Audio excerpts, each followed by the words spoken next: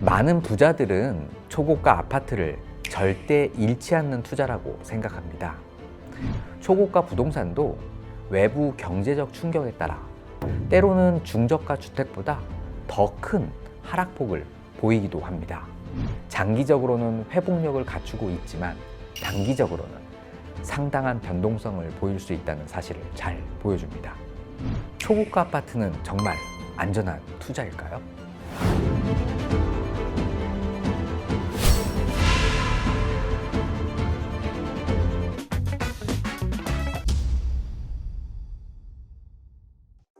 안녕하세요. 장소가 돈이 되는 시간 플레이스 101의 정재훈입니다.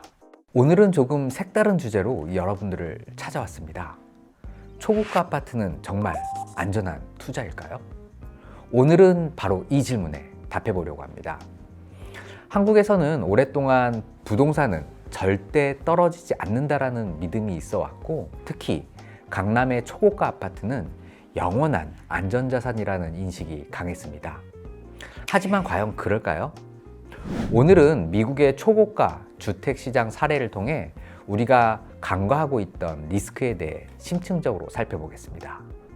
일반적인 인식과 달리 초고가 부동산도 경제 위기 때는 상당한 가격 변동성을 보일 수가 있는데요. 글로벌 부동산 시장의 흐름을 이해하는 것은 한국 부동산 투자자들에게도 중요한 교훈을 줄 수 있습니다.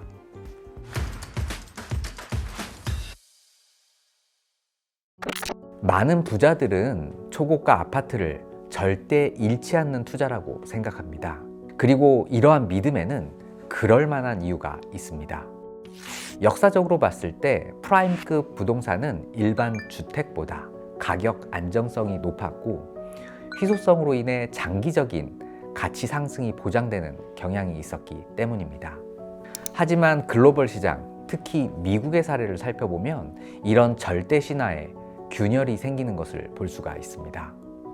초고가 부동산도 외부 경제적 충격에 따라 상당한 가격 변동을 경험할 수가 있으며, 때로는 중저가 주택보다 더 큰 하락폭을 보이기도 합니다. 실제로 투자의 대가 워렌 버핏은 시장이 썰물이 되면 누가 발가벗고 수영하고 있었는지 알게 된다 라는 명언을 남겼는데요.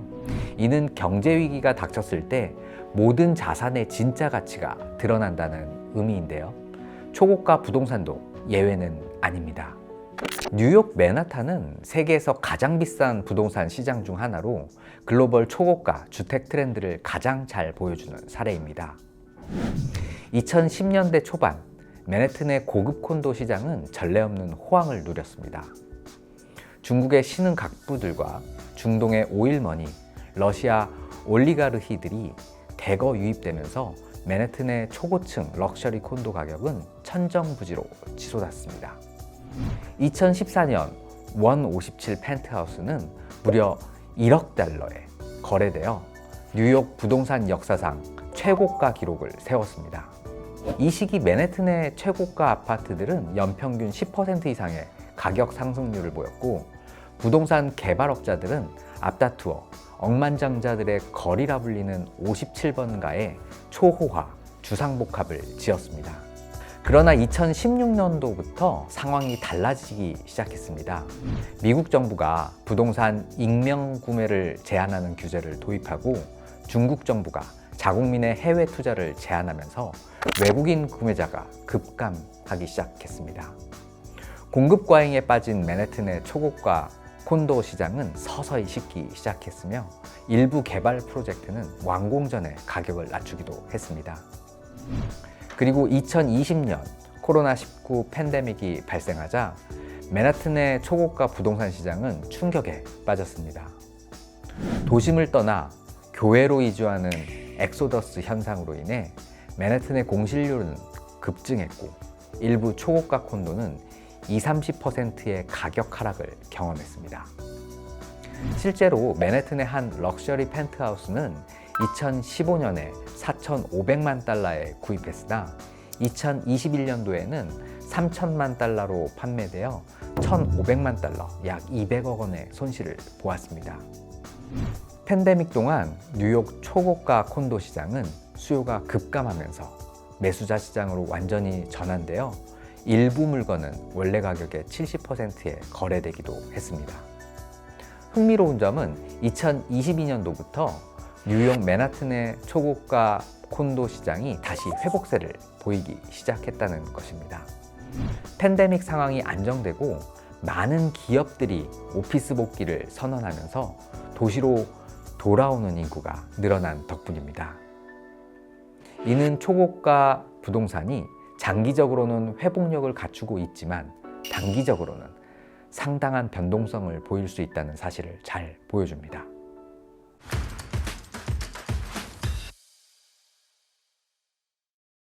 실리콘밸리의 관문 샌프란시스코는 테크 산업의 부흥과 함께 미국에서 가장 비싼 주택 시장 중 하나로 성장했습니다. 2010년대 페이스북, 구글, 애플 등 테크 기업들의 IPO와 스톡 옵션으로 부를 축적한 30대 젊은 억만장자들이 샌프란시스코의 부동산 시장을 주도했습니다. 특히 녹사, 러시안힐, 퍼시픽 하이츠 등 고급 주택가의 빅토리안 스타일 주택은 2천만 달러 이상에 거래되기도 했습니다. 2012년도부터 2019년도까지 샌프란시스코의 초고가 주택 가격은 연평균 8%씩 성장했습니다. 그러나 2020년 팬데믹 이후 테크 기업들이 재택근무와 원격 근무를 도입하면서 상황이 급변했습니다. 트위터, 페이스북, 세일즈포스 등 주요 기업들이 영구 재택근무 정책을 발표하자 많은 테크 종사자들이 물가가 저렴하고 주거 환경이 좋은 텍사스 오스틴이나 콜로라도 덴버, 아이다호 보이시 등으로 이주하기 시작했습니다. 샌프란시스코 최고급 주택 시장의 변동성은 테크 산업의 경기 변동과 직결되어 있었습니다. 2022년 하반기부터 테크 산업의 대규모 구조조정으로 인해 수만 명이 일자리를 잃으면서 샌프란시스코의 초고가 주택 시장은 더욱 위축되었습니다. 맨션 글로벌에 따르면 2023년 샌프란시스코의 고급 주택 가격은 평균 12.9% 하락했습니다. 샌프란시스코의 사례는 특정 산업에 의존한 초고가 부동산이 해당 산업의 쇠퇴에 얼마나 취약한지 보여줍니다. 플로리다 마이애미는 라틴 아메리카 부호들의 세컨드 홈 시장으로 유명합니다. 특히 베네수엘라, 브라질, 아르헨티나 등 정치 경제적 불안정을 겪는 국가의 부유층들이 자산 도피처로 마이애미 고급 콘도를 선호해 왔습니다.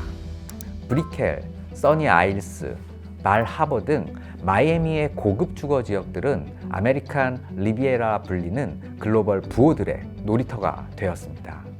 그러나 마이애미 부동산 시장도 외부 요인의 취약함을 보여주었습니다. 2015년부터 2018년까지 달러 강세로 인해 라틴 아메리카 통화 가치가 하락하자 해외 구매자들의 구매력이 감소하면서 마이애미 고급 콘도 시장은 침체기를 맞았습니다. 일부 개발 프로젝트는 중단되거나 계획이 변경되기도 했습니다. 흥미롭게도 코로나19 팬데믹 이후 마이애미의 초고가 부동산 시장은 오히려 호황을 맞았습니다. 뉴욕, 보스턴, 시카고 등 북부 도시에서 따뜻한 기후와 낮은 세금을 찾아 이주하는 부유층이 늘어났기 때문입니다. 특히 2021년 마이애미 기후에 매료된 실리콘밸리 테크 기업들이 마이애미의 지사를 개설하면서 실리콘 빛이라는 신조어가 탄생하기도 했습니다. 마이애미의 초고가 부동산은 국제 정세와 환율, 이민 정책 등 다양한 외부 요인에 크게 영향받았습니다. 할리우드 스타들과 연예계의 거물들이 모여 사는 로스앤젤레스의 비버리 힐스, 벨에어, 홀룸빌스 지역은 미국에서 가장 비싼 주택시장 중 하나입니다. 이 지역의 대저택들은 종종 수영장, 테니스장, 영화관, 와인 저장고 등 호화로운 시설을 갖추고 있으며 수천만 달러에 거래됩니다. 2021년 코로나19 팬데믹 이후에도 로스앤젤레스의 초호화 주택시장은 호황을 누렸습니다. 연예인, 테크 억만장자, 금융업계 거물들이 재택근무가 가능한 넓은 대저택을 찾으면서 가격이 급등했습니다. 그러나 2023년 금리 인상과 경기 침체 우려로 로스앤젤레스의 초고가 주택시장도 조정기에 들어갔습니다. 비버리 힐즈를 팔기 위해 고군분투한 카일리 제너와 트래비스 스콧의 사례처럼 초고가 주택은 황금성이 낮다는 문제가 있습니다. 특히 주목할 만한 점은 로스앤젤레스의 초고가 주택이 일반 주택보다 가격 변동성이 더 크다는 것입니다. 초고가 주택은 필수제가 아니라 사치제에 가깝기 때문에 경기 변동에 더 민감하게 반응합니다. 경기 호황기에는 더 빠르게 오르지만 불황기에는 더 빠르게 떨어질 수 있습니다. 미국의 사례를 통해 얻을 수 있는 중요한 교훈은 초고가 부동산이 절대적인 안전자산이 아니라는 점입니다. 특히 한국에서는 규제 리스크에 주의할 필요가 있습니다. 부동산 불평등에 대한 사회적 관심이 높아지면서 초고가 주택에 대한 규제가 강화될 가능성이 있는 것인데요. 뉴욕이 맨션세를 도입한 것처럼 한국도 초고가 아파트에 대한 세금 부담이 증가할 수 있습니다. 한국의 초고가 아파트도 절대적인 안전자산이 아니라 경제 환경 변화에 따라 가격 변동성을 보일 수 있습니다.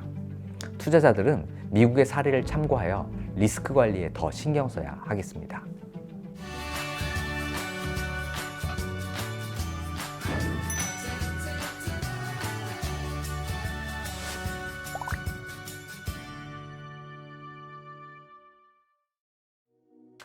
지금까지 미국의 초고가 주택시장 사례를 통해 초고가 아파트가 반드시 안전자산이 아닐 수 있다는 점을 살펴보았습니다.